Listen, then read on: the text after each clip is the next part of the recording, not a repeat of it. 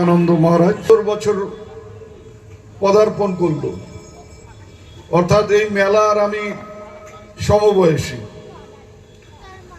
এতদিন ধরে একটা মেলা চলছে, শুধু চলা নয়, এই পুজো এবং মেলা দিনহাটা তো বটেই, দিনহাটার বাইরের মানুষকেও আকর্ষণ করে। আমাদের ছোটবেলায় আমরা দেখেছি যে হয় প্রচণ্ড গরম, ঝোড়ো পশ্চিমা বাতাস, ধুলো, তার মধ্যে দিয়েও হাজার হাজার মানুষ, যেদিন বলি হয়, বিশেষ করে মোষ বলি, সেদিন দেখতাম ছোটবেলায় হাজার হাজার মানুষ গ্রামগঞ্জ থেকে ছুটে আসছেন।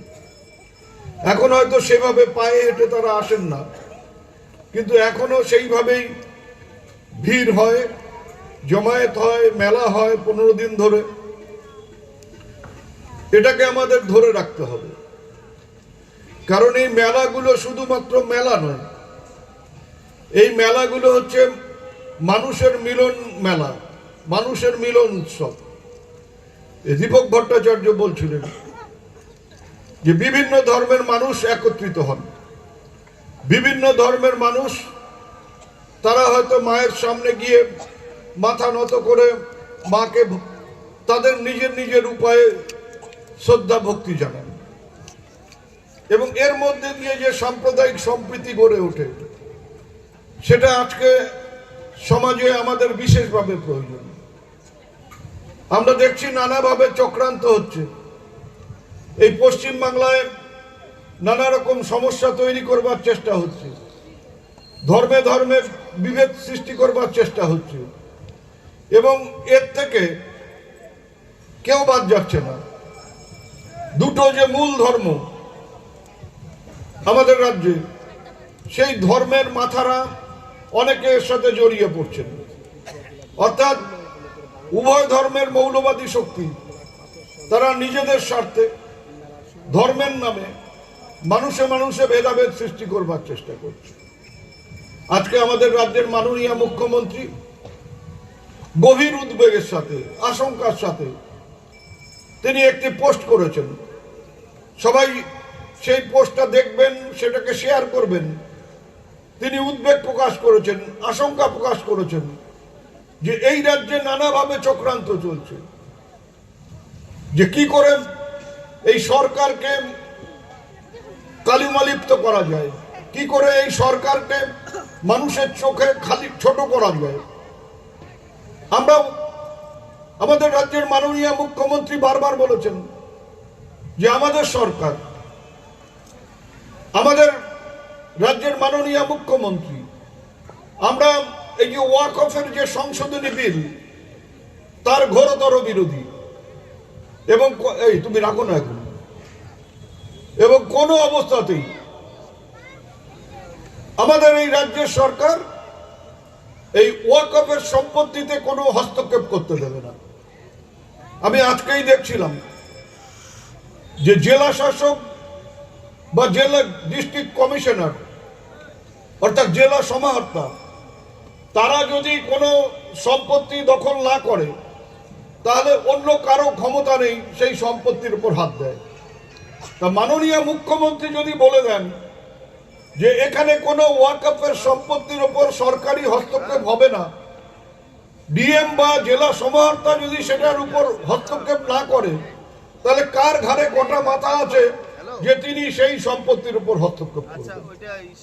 তারপরেও আমরা দেখতে পাচ্ছি কিছু কিছু মানুষ অতি উৎসাহে মানুষকে আরো বেশি করে উত্তেজিত করে, কিছু অল্প বয়সী ছেলে যারা হয়তো ওয়াকফ কি সেটা জানে না, যারা হয়তো ওয়াকফের সংশোধনী বিলে কি আছে সেটা জানে না, তারা হয়তো ওয়াকফের পুরনো যে বিল, ওয়াকফ বোর্ড, তার নিয়ম নীতি সম্বন্ধে কোনোভাবে ওয়াকিবহাল না, তারা নানা রকম উত্তেজক স্লোগান দিয়ে নানাভাবে মানুষকে বিচলিত করবার চেষ্টা করছে, তারা নানাভাবে মানুষকে একটা ফাঁদে ফেলে দেবার চেষ্টা করছে, এবং সেটা আমরা দেখতে পাচ্ছি কোন কোন জেলায় এটা নিয়ে একটা হিংসাত্মক ঘটনা ঘটছে।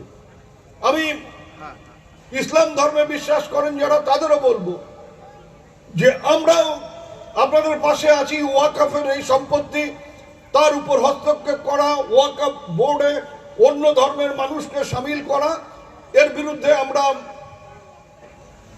বিরুদ্ধাচরণ করি। আমরাও মনে করি যে এটা একটা বিশেষ ধর্মের মানুষকে তার ধর্মীয় স্বাধীনতায় হস্তক্ষেপ করা, এগুলো আমরা করতে দেব না।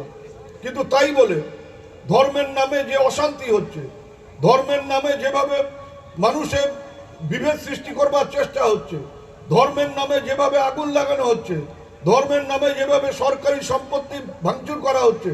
কোন সম্পত্তি ভাঙচুর করা হচ্ছে?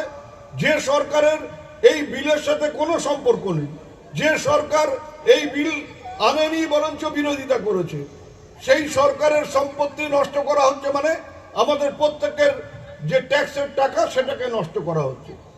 তো এই জিনিসগুলো আমাদের লক্ষ্য রাখতে হবে। এই জিনিসগুলো যারাই করুক তারা কখনো কোনো ধর্মের মানুষ হতে পারে না। দাঙ্গাবাজদের কোনো ধর্ম হয় না, দাঙ্গাবাজরা হিন্দুও হয় না, দাঙ্গাবাজরা মুসলমানও হয় না। তাদের একটাই ধর্ম, তারা হচ্ছে দাঙ্গাবাজ। তাদেরকে আমাদের চিহ্নিত করতে হবে, তাদেরকে দিকে নজর রাখতে হবে।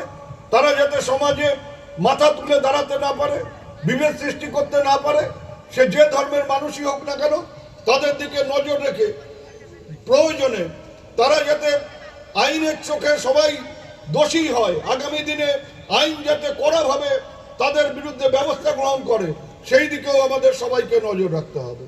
আমি এই মেলা কমিটির সদস্যদের বলবো যে আপনারা যেভাবে সর্বধর্মের মানুষকে এখানে স্থান দেন, সর্বধর্মের মানুষ এখানে এসে মায়ের কাছে নিজের মনের বাসনা তারা সেটা তুলে ধরতে পারেন, সেটা বলতে পারেন, মাকে শ্রদ্ধা ভক্তি জানান, এই জিনিসটাকে অটুট রাখতে হবে।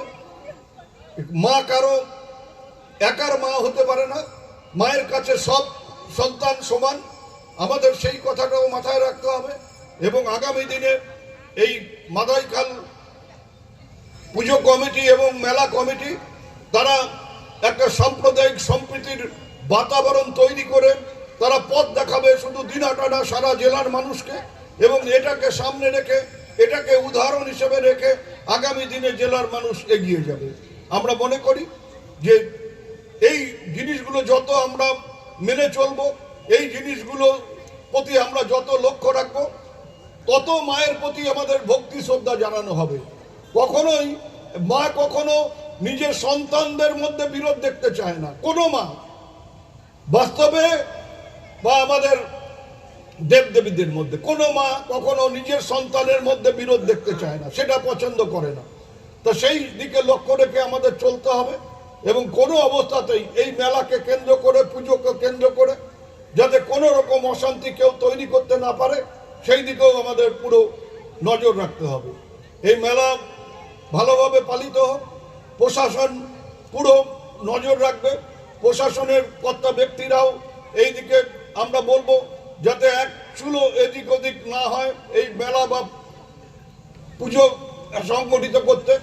এর আগে আমি শুনেছি যে দু একটি বিক্ষিপ্ত ঘটনা রাতের দিকে ঘটে, সেই দিকেও আমাদের নজর রাখতে হবে। কিছু মানুষ, কিছু ছেলেপেলে যারা বাইরের থেকে নেশাগ্রস্ত অবস্থায় এসে এখানে গোলমাল পাকায়, এবং সেটা নিয়ে একটা অশান্তি ছোট হলেও হয়, কোনো রকম অশান্তি যাতে এই মেলা প্রাঙ্গণে না হয়, সেই দিকে আমরা সবাই লক্ষ্য রাখবো। এই মেলা আপনারা ভালোভাবে উপভোগ করুন, এই মেলা যাতে শান্তিতে সবাই উপভোগ করতে পারে সেই আবেদন করে সবাইকে আবারও শুভেচ্ছা নমস্কার জানিয়ে আমি আমার কথা শেষ করলাম। ধন্যবাদ। গতবার আমি এখানে বলে গিয়েছিলাম যে যাত্রী শেড করা দরকার, যাত্রী শেড একটা করা হবে। এরা বামনহাটের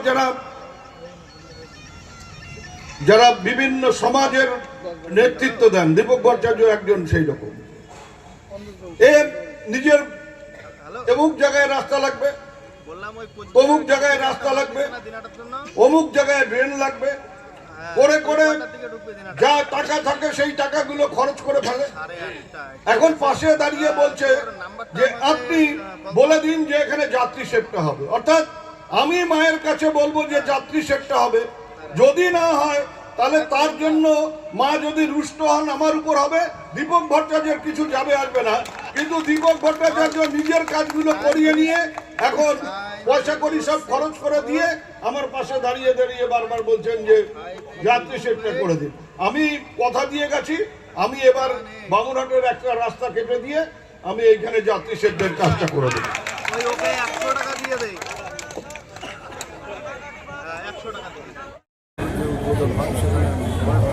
তবে এই এলাকাবাসীর একটা দীর্ঘদিনের স্বপ্ন যে একটা পার্ক যদি হতো, এই এখন কোনটা স্বপ্ন? ওই নাট মন্দির করে সেট করা, যারা বাইরের থেকে দর্শনার্থীরা আসবে তাদের বসার জায়গা করা, না পার্ক করা, কোনটা মায়ের স্বপ্ন বা এলাকাবাসীর স্বপ্ন সেটা আমাকে জানিও।